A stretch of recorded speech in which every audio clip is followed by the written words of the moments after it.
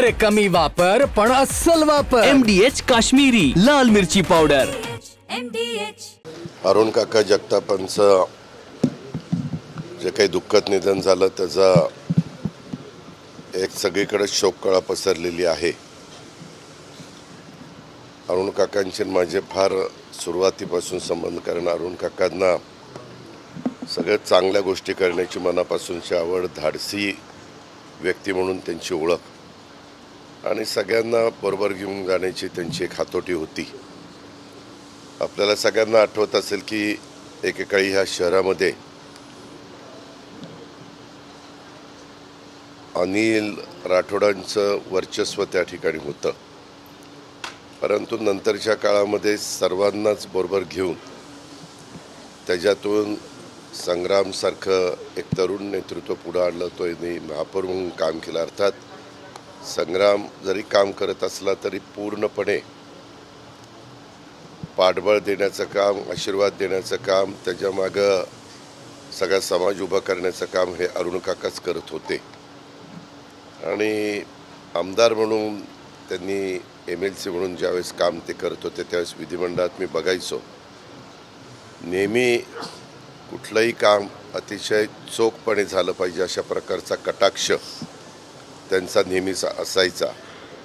कुठलाही कार्यक्रम घेतला तर तो कार्यक्रम व्यवस्थित झाला पाहिजे, टापटीपपणा त्याच्यामध्ये असला पाहिजे आणि असं त्याच्यामध्ये कुठली कमतरता भासता नाही ह्याबद्दलची पण काळजी त्यांची कटाक्षाने असायची. मध्ये आपल्याला आठवत असेल इथं महाराष्ट्र केसरीच्या स्पर्धा झाल्या, त्यावेळेस आम्ही अनेक जण आलो होतो आणि त्यावेळेस काका पहिल्या तिकडच्या घरी राहत होते. त्यावेळेस मला म्हणले की दादा आता मी एक नवीन बंगला बांधतोय आणि तिथं आम्ही थोडेच दिवसात शिफ्ट होणार आहोत आणि तिथंही तुम्हालाही ते आवडेल, कारण तुम्हालाही सगळ्यांना माहिती आहे मलाही नीटनेटक्या घर, ऑफिस व्यवस्थित, टापटीपपणा, स्वच्छता ह्या सगळ्या गोष्टीची मला पहिल्यापासूनची आवड आहे, सवय आहे आणि अनेक राजकीय लोक ते बोलून दाखवतात. तशाच पद्धतीनं आमच्या अरुण काकांना पण सवय होती. त्याच्यामुळं आमचे चांगले सूर जुळायचे, म्हणजे काही विचार जुळायचे आणि त्या पद्धतीनं आम्ही आजपर्यंत काम करत होतो. परंतु काळाच्या नियतीच्या पुढं आपलं काही चालत नाही. इतक्या लवकर अरुण काका सोडून जातील, मला तर त्यांनी सांगितलेलं होतं की पुढच्या वेळेस आल्यानंतर आम्ही वास्तुक शांती लवकर करणार आहे, म्हणून नंतर आपण तिथं एक कार्यक्रम करू. अशा पद्धतीनं नेहमी चांगला विचार मनामध्ये घेऊन आणि कसं संघटन वाढेल ह्याबद्दल सतत त्यांचा प्रयत्न असायचा. ते आज अरुण काका आपल्यात राहिलेले नाही आहेत.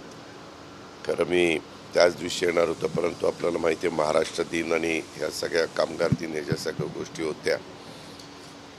शेवटपर्यंत संग्राम असेल, त्यांचा सगळा परिवार असेल, यांनी रुबी हॉस्पिटलमध्ये काकांना ॲडमिट केल्यानंतर काहीतरी घडेल आणि पुन्हा काका आपल्या सगळ्यांच्यामध्ये सहभागी होतील, आपल्याला मार्गदर्शन करतील, आपल्याला आधार देण्याचं काम करतील.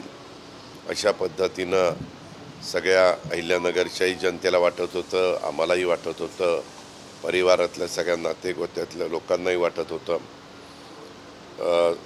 तशा प्रकारे डॉक्टरांनी पण अतिशय प्रयत्न केले, पण शेवटी काकांची प्राणज्योत त्या ठिकाणी माळवली आणि नंतर हा प्रसंग आपल्यावर उद्भवलेला आहे. मी व्यक्तिशः माझ्या वतीनं, महाराष्ट्रातल्या तमाम जनतेच्या वतीनं आणि राष्ट्रवादी काँग्रेस पक्षाच्या वतीनं देखील अरुण काकांना भावपूर्ण श्रद्धांजली अर्पण करतो. परमेश्वरांनी प्रार्थना करतो की हे दुःख सहन करण्याची त्यांच्या परिवाराला, त्यांच्या सगळ्या कुटुंबियांना याच्यातनं दुःख सावरण्याची शक्ती मिळो, अशा प्रकारचे परमेश्वर देखील प्रार्थना त्या ठिकाणी करतो.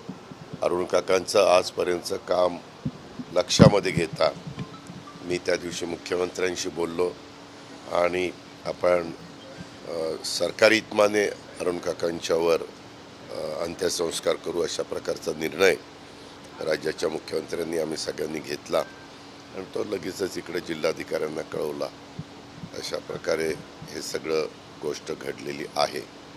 आता त्यांचं अधुरं राहिलेलं काम हे पुढं नेटाने पूर्णत्वाला न्यायचं हीच खऱ्या अर्थाने आमच्या अरुण काकांना श्रद्धांजली ठरणार आहे. धन्यवाद.